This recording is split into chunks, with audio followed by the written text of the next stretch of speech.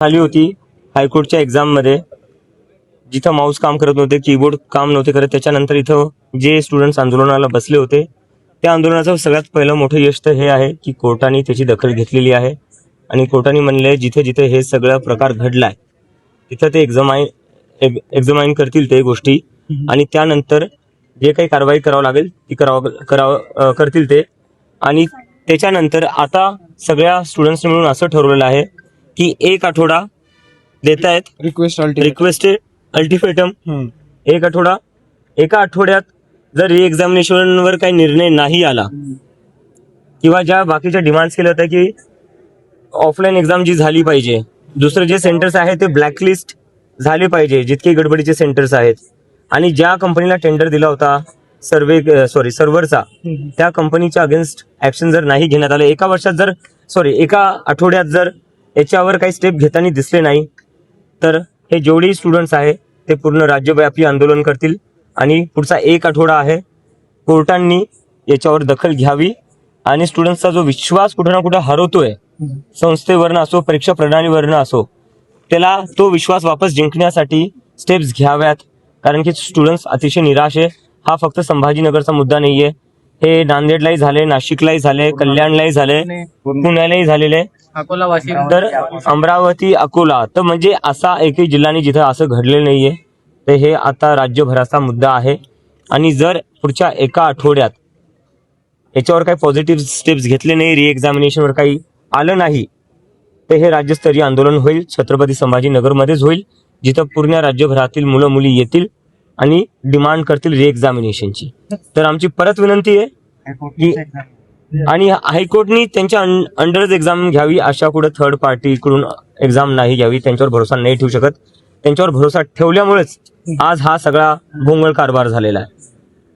तर 1 आठवडा आहे, 1 आठवड्यात आम्ही विनंती करतो तुम्ही स्टुडंट्सच्या ज्या मागण्या आहेत त्या मान्य करा. जर मागण्या मान्य नाही झाल्यात तर दुसरा काही उपचार राहणार नाही, दुसरा काही उपाय राहणार नाही. 1 आठवड्यानंतर संभाजीनगरमध्येच एक राज्यव्यापी आंदोलन होईल री एक्झामिनेशनसाठी. आणि त्याच्यासोबतच जी काही शिक्षा प्रणाली आहे, ऑनलाईनच्या ज्या गडबडी आहेत, मग हा मुद्दा त्याच्यापेक्षाही मोठा बनेल. फक्त एका परीक्षेपुरता मुद्दा राहणार नाही. आता बाकी जे इथलचे स्टुडंट्स आहे ते बोलतील. तुम्ही सुद्धा वर्षानुवर्ष ह्या परीक्षेसाठी प्रयत्न करतात. 2-2 वर्षानंतर ही ऍड येते. 8-8 महिने परीक्षा अभ्यास करून, प्रॅक्टिस करून, आज या 10 मिनिटासाठी, या 10 मिनिटाच्या नोकरीसाठी इतके प्रयत्न केले आणि ह्या 10 मिनिटात जो खेळ उडालाय त्यात सगळेजण हादरून गेलेत. ह्या परीक्षेकडून आम्हाला खूप खूप खूप अपेक्षा होत्या, पण वाटलं नव्हतं की हे ऑन द स्पॉट आम्हाला असं कळालं की स्क्रीन टू स्क्रीन झालीये, जे नको व्हायला पाहिजे होतं. ज्या गोष्टी आमच्यापासून लपवण्यात आल्या त्या एकदम समोर आल्यामुळे सगळेजण घाबरले आहे, नाराज झाले आहे.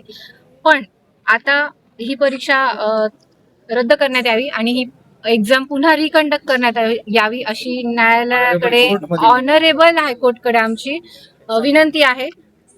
एक्झाम व्यवस्थेचा प्रश्न आहे हा सर. जर न्यायव्यवस्थेच्याच परीक्षेत हा गोंधळ व्हायला तर मग आम्ही जायचं कोणाकडं? मग दादा काय तर सर्वांना आव्हान आहे. हा प्रश्न काय माझा वैयक्तिक नाही, यांचा नाही, त्यांचा नाही, तर सर्व जिल्ह्यातल्या गोरगरीब मुलांच्या जे ज्युडिशियल सिस्टीमवर विश्वास ठेवून एक्झाम द्यायला आले होते त्या सर्वांचा आहे. आणि वैयक्तिक सेंटरचं मर्यादा न ठेवता पूर्ण जिल्ह्यात जेवढे एक्झाम सेंटर होते त्या सर्व एक्झाम सेंटरवर ही धांदली उडालेली आहे. सर्वच एक्झाम सेंटरवर गैरप्रकार घडलेले आहेत. तर माननीय कोर्टाने जे रिस्पेक्टेड ऑनरेबल कोर्ट जे म्हणतो त्याचा विश्वास आणखी जर स्ट्रॉंग ठेवायचा असेल तर या गोष्टीकडं लवकरात लवकर लक्ष घालून त्यावर आम्हाला काहीतरी पॉझिटिव्ह बातमी द्यायला पाहिजे. त्यांना आम्ही रिक्वेस्टेड 7 दिवसाचं रिक्वेस्टेड अल्टिमेटम देऊ दादा. तर त्या बाबतीत त्यांनी दखल घ्यायला पाहिजे, अन्यथा आम्हाला रस्त्यावर उतरल्याशिवाय पर्याय नाही. कारण न्यायव्यवस्था जर आम्हाला न्याय देऊ शकत नसेल तर मग आम्ही जायचं कोणाकडं? मग त्यावेळेस आम्हाला संविधानानं दिलेला अधिकार आहे, प्रोटेस्ट करू शकतो आम्ही. तर ते राज्यभरात मग आमच्याकडून, विद्यार्थ्याकडून आंदोलन करण्यात येईल. बस. ओके.